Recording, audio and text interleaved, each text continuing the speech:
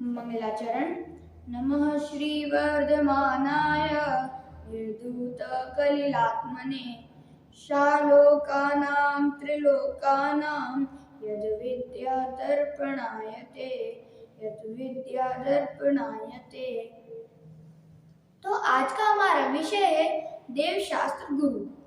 तो ये विषय शुरू होता है तभी एक प्रश्न उठता है। क्या उठता है कि हमारे आराध्य कौन है? आराध्य को ही पूज्य कहते हैं। हमारे आराध्य कौन है, हमारे पूज्य कौन है? तो ऐसे तीन हैं, देव, शास्त्र और गुरु। तो ये अपने तीनों आराध्य हैं, हमें इनकी आराधना करनी चाहिए, पूजन करनी चाहिए। क्यों करनी चाहिए? ये हमारे आराध्य हैं इसलिए। तो ये हमारे आराध्य हैं तो हम इनको क्यों आराध्य माने? तो ये इन सबको जानना भी तो जरूरी है ना। तो आइए जानते हैं। पहले है देव। तो देव कौन होते हैं? जो वीतरागी हो, सर्वज्ञ हो और हितोपदेशी हो, वह देव कहलाते हैं। तो वीतरागी अर्थात वीतरागी शब्द दो शब्दों को जोड़ के बना है, वीत और राग। वीत और राग। तो वीत अर्थात जिनका बीत गया हो, और राग अर्थात राग द्वेष आदि भी इसमें राग में गर्भित हो जाएंगे। तो जिनका राग द्वेष आदि बीत गया है वही वीतरागी हैं। अगर इसको दूसरी भाषा में कहें तो जो 18 प्रकार के दोषों से जो रहित होते हैं वह वीतरागी कहलाते हैं। तो कौन कौन से 18 दोष? इसके लिए एक छंद है। जन्म जरा तिरखा क्षुधा विस्मय आरद खेद, रोग शोक मद मोह भय निद्रा चिंता स्वेद, राग द्वेष अरुमरण जुत ये अष्टादश दोष, नाही होत जिस जीव के सोच विलायक मोक्ष। तो जो इन 18 प्रकार के दोषों से जो रहित होते हैं वह वीतरागी कहलाते हैं। अब वीतरागी के बाद है सर्वज्ञ। तो सर्वज्ञ शब्द भी दो शब्दों को जोड़ के बना है, सर्व और ज्ञ। सर्व अर्थात सब बातें, सब कुछ, और ज्ञ अर्थात जानने वाला, जो सब कुछ जानता है, सब बातें जानता है, जिसके ज्ञान का संपूर्ण विकास हो गया है, वही सर्वज्ञ है। अगर इसको दूसरी भाषा में कहें तो जो तीनों लोकों की तीनों कालों की बातें जाने,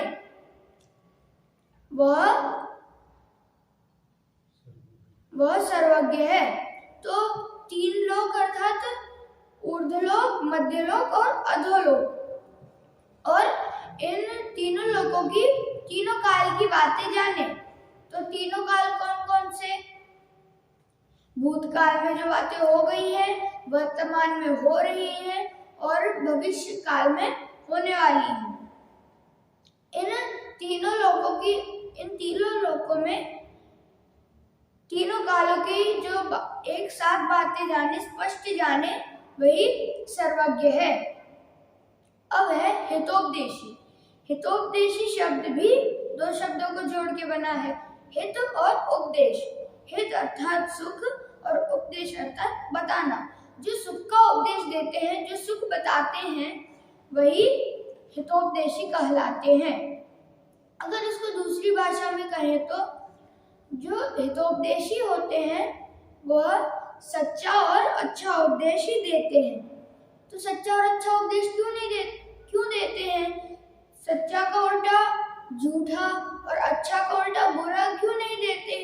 क्योंकि झूठा इसलिए नहीं देते क्योंकि जब भी कोई जीव झूठ बोलता है तब उसके पीछे कोई कारण होता है। तो क्या कारण होता है? जब किसी जीव को सच पता न हो तो वह जीव झूठ बोलता है। लेकिन हमारे भगवान तो सर्वज्ञ हैं, उनको तो तीनों लोकों में तीनों कालों की बातें पता है, स्पष्ट पता है, वो तो एक साथ जानते हैं। तो फिर उनको कुछ पता ना हो ऐसा तो हो ही नहीं सकता। इसीलिए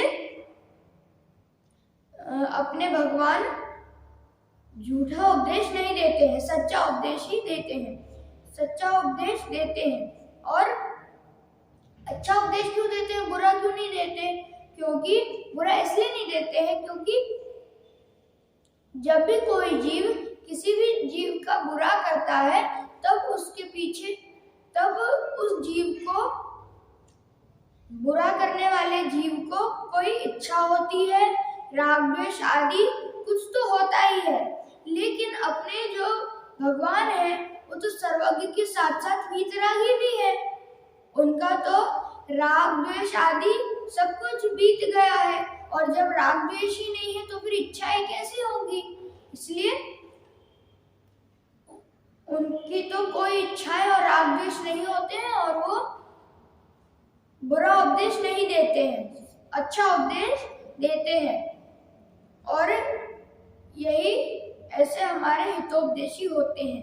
और वीतरागी, सर्वज्ञ और हितोपदेशी, ये तीनों गुण जिसके होते हैं वह देव कहलाते हैं।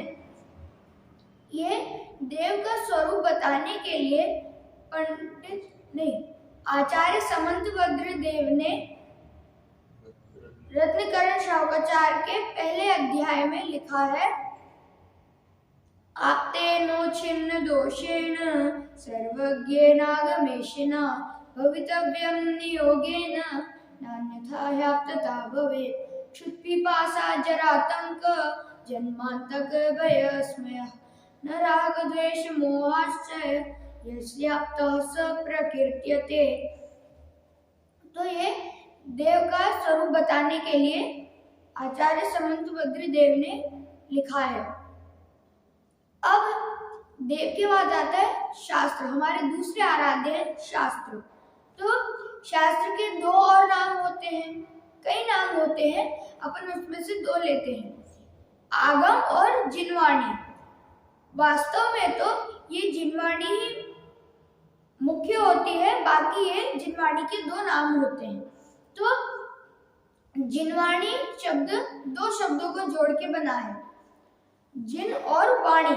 जिन अर्थात देव, वाणी अर्थात उपदेश। तो देव कौन से हैं? अपन ने जो भी पढ़े थे ना, जो वीतरागी हो, सर्वज्ञ और हितोपदेशी हो, वह देव कहलाते हैं।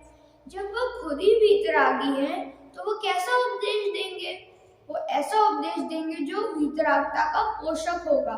और वीतरागता का विलोम क्या होता है? राग द्वेष आदि। तो जब वीतरागता का पोषक होगा तो राग द्वेष का क्या होगा? राग द्वेष आदि का क्या होगा? नाश करने वाला होगा। तो ये ऐसे देव होते हैं और वो ऐसा ही उपदेश देते हैं। इसमें दो मुख्य बात है। पहली मुख्य बात कि जिनवाणी में कहीं भी, जिनवाणी में हर जगह तत्वों का ही उपदेश दिया जाता है। और दूसरी बहुत मुख्य बात है कि जिनवाणियों में कहीं भी तत्वों का विरोध नहीं आता है। तो ये हो गया जिनवाणी। जिनवाणी को पढ़ने से हमें क्या लाभ होगा? हाँ, जिनवाणी को पढ़ने से हमें क्या लाभ होगा? तो जीव खोटे रास्ते पर चलने से बचेगा और सच्चे रास्ते पर जाएगा। अर्थात जीव दुख के रास्ते पर जाने से बचेगा और सुख के रास्ते पर जाएगा। और ऐसे जिनवाणी का स्वरूप बताने के लिए, ऐसे शास्त्र का स्वरूप बताने के लिए आचार्य समंतभद्र देव ने रत्नकरण शावकाचार्य के पहले अध्याय में शास्त्र के लिए भी लिखा है, आप्तोपज्ञमनुल्लंघ्य मद्दृष्टेष्ट विरोधकं तत्वोपदेश कृत्सार्वं शास्त्रम का पथघट्टनम। तो ये शास्त्र के लिए लिखा है। अब अपने जो आखिरी आराध्य है, तीसरे आराध्य है, वो है गुरु। तो ये अपन जानते हैं पहले कि जब भी गुरु की बात होती है, जब भी गुरु की बात चलती है, तब ये बात ख्याल में आती है कि जिसके जीवन में शुरू नहीं, जिसके जीवन में गुरु नहीं, उसका जीवन शुरू नहीं। तो ये बात ख्याल में आती है। लेकिन जब तक अपन, तो इसका अर्थ ये है कि जब तक अपन अपने जीवन में गुरु नहीं लाएंगे, तब तक अपना जीवन शुरू नहीं होगा। तो गुरु तो बहुत प्रकार के होते हैं। अपन उन सब गुरुओं में से कौन से गुरु को अपने जीवन में स्थान दे? तो बहुत प्रकार के गुरु होते हैं, जैसे धर्म गुरु अर्थात सदगुरु, और विद्या गुरु अर्थात विद्या गुरु में पाठशाला में पढ़ाने वाले गुरु, और विद्यालय में पढ़ाने वाले गुरु, स्कूल में पढ़ाने वाले गुरु, और धर्म गुरु में साधु, परम गुरु, साधु में आचार्य उपाध्याय साधु, ये तीनों गर्भित होते हैं। परम गुरु में अरहंत भगवान। तो ये इतने प्रकार के गुरु हैं। तो अपन इन सब में से किसको अपने जीवन में स्थान दें? आइए जानते हैं। हमें अपने जीवन में साधु को स्थान देना चाहिए। तो साधु में कौन गर्भित होते हैं? आचार्य, उपाध्याय और साधु, ये तीनों गर्भित होते हैं। तो ये अपन ने ये तो समझ लिया कि हमें इनको अपने जीवन में स्थान देना चाहिए, लेकिन ये कैसे होते हैं? अपन इनको समझेंगे तभी तो अपन निश्चय कर पाएंगे कि ये हमें इन गुरु को अपने जीवन में स्थान देना चाहिए। तो इसके लिए हमें समझना भी पड़ेगा इन गुरु को। आइए समझते हैं। तो जो साधु होते हैं वो स्वाध्याय और आत्मज्ञान में लीन रहते हैं, वह साधु होते हैं। और जो आरंभ और परिग्रह से रहित होते हैं, वह भी साधु होते हैं। तो आरंभ अर्थात क्या? आरंभ अर्थात ऐसे कार्य जिन कार्यों को करने से हिंसा होती हो, वही आरंभ कहलाते हैं। और परिग्रह अर्थात 24 प्रकार के परिग्रह होते हैं, जिनमें से 14 परिग्रह तो अंतरंग परिग्रह के होते हैं और 10 प्रकार के परिग्रह बहिरंग परिग्रह के होते हैं। तो अंतरंग परिग्रह के कौन से होते हैं? मिथ्यात्व, मोह, राग, द्वेष, क्रोध, मान, माया, लोभ, ये 5 हो गए। और हास्य, रति, अरति, जुगुप्सा, शोक, भय, जुगुप्सा, स्त्रीलिंग, स्त्रीवेद, पुरुषवेद और नपुंसकवेद। तो ये 14 प्रकार के अंतरंग परिग्रह कहलाते हैं। और बहिरंग परिग्रह 10 प्रकार के होते हैं। कौन कौन से? क्षेत्र, वास्तु, हिरण्य, स्वर्ण, दासी, धन, धान्य, दासी, दास, कुप्य, भांड।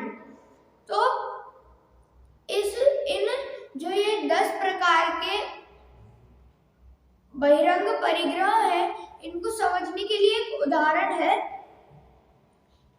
जैसे क्षेत्र मतलब जमीन, और वास्तु मतलब उसके ऊपर अपन ने एक घर बना दिया, घर बनवा दिया, तो हो गया वास्तु। 2 हो गए। तो उसके अंदर कोई अपना पैसा, चांदी सोना कोई चुरा ना ले, तो उसके लिए चांदी सोना अंदर उस घर में छुपा के रखा। चांदी मतलब हिरण्य, और सोना, सोने को हिरण्य नहीं, सोने को स्वर्ण कहते हैं। और उसमें पैसा छुपा के रखा अर्थात धन। और धान्य, खाने के लिए भी तो कुछ चाहिए होगा ना, इसलिए अनाज ला के रखा। और अपन ने जो इतना बड़ा घर बनवाया है, उसमें अपन ही थोड़ी पूरा झाड़ू पोछा करते रहेंगे, इसमें तो पूरा दिन चला जाएगा। तो इसके लिए दासियां रखी कि वो पूरे घर में झाड़ू पोछा करें। उसके बाद जब अपने घर में अपन को ऐसा थोड़ी कि अपन ने घर बनवा दिया और उसके अंदर कुछ है ही नहीं, तो इसके लिए अपन को सोफा टीवी वो सब चाहिए होगा ना, तो वो इतना वजनदार सामान है वो दासियां थोड़ी उठा पाएंगी, इसलिए उसके लिए दास रखे, वो दमदार है इसलिए वो वजनदार सामान उठा सके। और उसके बाद कुप्य, कुप्य मतलब पहले कपड़े भी तो चाहिए होंगे, है ना, कपड़े पहनने के लिए भी तो चाहिए होंगे, तो वो गया कुप्य, कपड़े अर्थात कुप्य। और भांड अर्थात अपन ने धान्य में अनाज मंगवा लिया था ना, धान्य अर्थात अनाज मंगवा लिया था अपन ने, तो उसको अपन बनाएंगे किसमें, तो खाना बनाएंगे किसमें, इसलिए भांड, भांड अर्थात बर्तन। तो ये एक उदाहरण है, ये एक उदाहरण है, ये बहिरंग परिग्रह के जो 10 प्रकार के जो बहिरंग परिग्रह होते हैं उनको समझने के लिए एक उदाहरण है। और ये जो अभी अपन ने जाने ना, बहिरंग परिग्रह 14 प्रकार के, अंतरंग परिग्रह नहीं, अंतरंग परिग्रह 14 प्रकार के और बहिरंग परिग्रह 10 प्रकार के। तो इन दोनों जो अंतरंग और बहिरंग परिग्रह हैं, इन दोनों परिग्रह से जो रहित होते हैं वह साधु होते हैं, अर्थात अपने सच्चे गुरु होते हैं। और जो 5 प्रकार के विषय भोगों से जो रहित होते हैं वह भी साधु होते हैं। तो कौन से 5 प्रकार के विषय भोग? स्पर्श, रस, गंध, वर्ण और शब्द। तो अर्थात इनका मतलब है स्पर्श अर्थात स्पर्शनेंद्रिय, रस अर्थात रसनेंद्रिय, गंध अर्थात घ्राणेंद्रिय, वर्ण अर्थात इनके विषय चक्षुरेंद्रिय, और शब्द, शब्द अर्थात कर्णेंद्रिय। ये 5 प्रकार के जो विषय होते हैं, जो 5 प्रकार की इंद्रियां हैं, उनके जो विषय होते हैं, जो इनको भोगते नहीं है वह साधु होते हैं। इसके बाद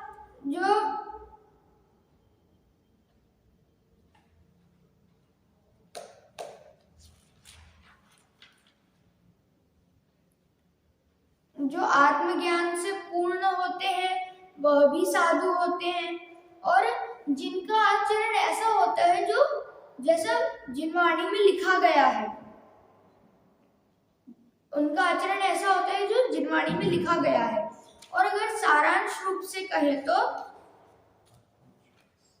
आत्मविश्वास अर्थात सम्यक दर्शन, आत्मज्ञान अर्थात सम्यक ज्ञान, आत्मलीनता अर्थात सम्यक चारित्र, इन तीनों से जो सहित होते हैं, रहित नहीं, जो सहित होते हैं वह भी साधु होते हैं। इसमें प्रश्न उठता है, नहीं अभी प्रश्न उठेगा, वो तो बाद में उठेगा, पहले ये जो साधु है ये अपन ने समझ लिया कि हमें कौन से साधुओं को अपने जीवन में, कौन से गुरुओं को अपने जीवन में स्थान देना चाहिए, साधु को अपने जीवन में स्थान देना चाहिए।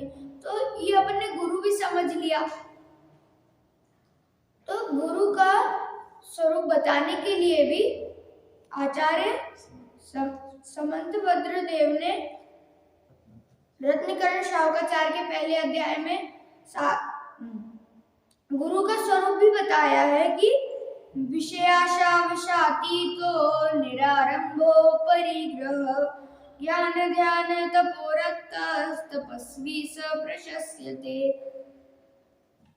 ये हो गया गुरु। अब जब ये तीनों हो गए हैं, देव शास्त्र गुरु अपन ने समझ लिए हैं, तो यहाँ पे अभी प्रश्न उठता है कि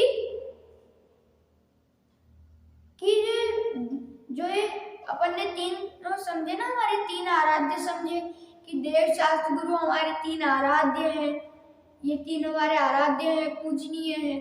तो क्यों है पूजनीय, क्यों है आराध्य, है ना, क्यों है आराध्य?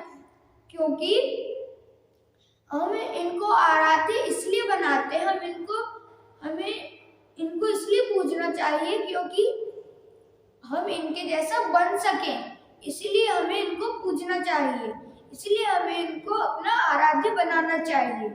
और एक और प्रश्न उठता है कि जिन्होंने अर्थात मुनिराज ने विद्या रूपी धन को छोड़ के बाकी सब कुछ उन्हें त्याग दिया है, तो क्या उनसे कुछ मांगना सही है?